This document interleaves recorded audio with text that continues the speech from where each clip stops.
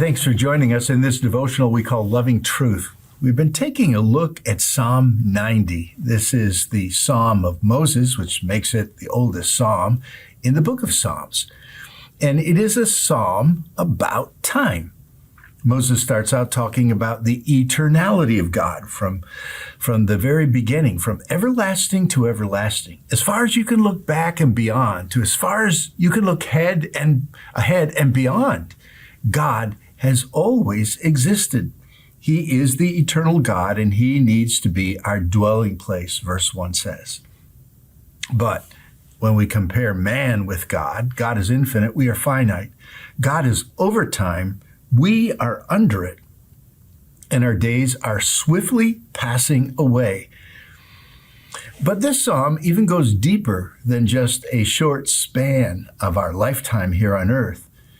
It talks about the quality of those days when we read in verse 7, "We are consumed by your anger and terrified by your indignation.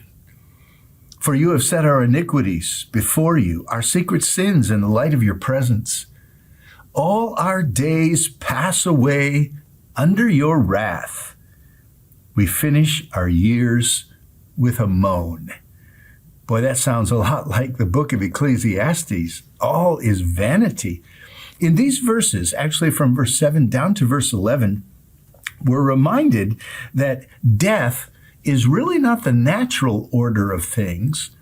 It's the result of our own turning away from God. We're consumed by your anger because, verse 8, our sins are evident. They're before you. You see them. Even the secret sins are always before you.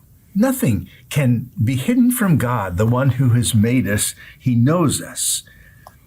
And so this is a look at life, as brief as it is, from the fact that it's also filled with our own rebellion against God. No other psalm depicts so graphically this dismal state of man before the face of a holy and righteous God.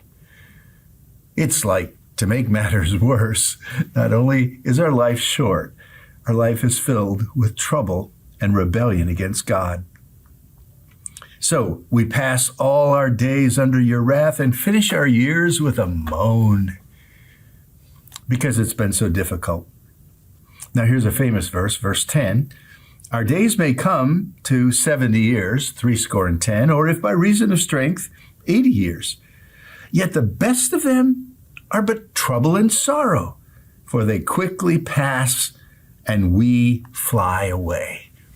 Samuel Rutherford, in that famous hymn, says, "Time is like an ever-rolling stream that bears all its sons away." No one can avoid the eventual end of our time, the end of our days. So Moses laments in verse 11, "If only we knew the power of your anger, and your wrath is as great as the fear that is due you.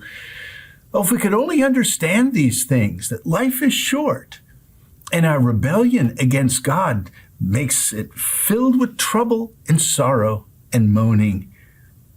So that's why he says in verse 12, "Teach us to number our days." That's the application. You think of the difficulties that you and I face maybe in this past year. Some have lost loved ones.